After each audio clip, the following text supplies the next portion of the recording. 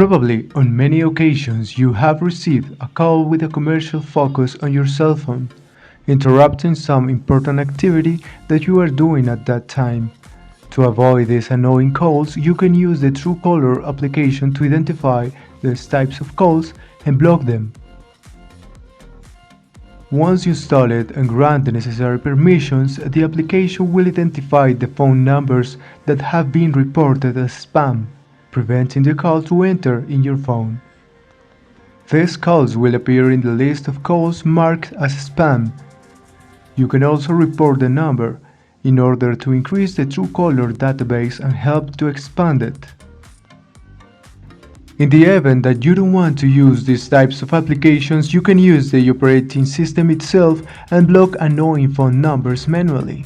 To do this, you must have previously identified that number as spam or directly block the number if it seems suspicious.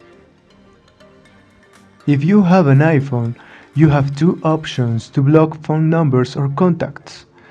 The first is from the recent call staff of the phone, and the second directly from the contacts.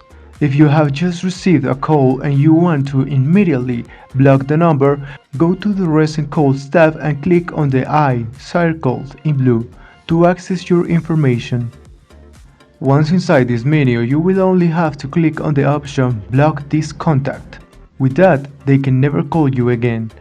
If for some reason you have previously saved this number as a contact, you only have to access it from the contacts and follow the same process that you have just done.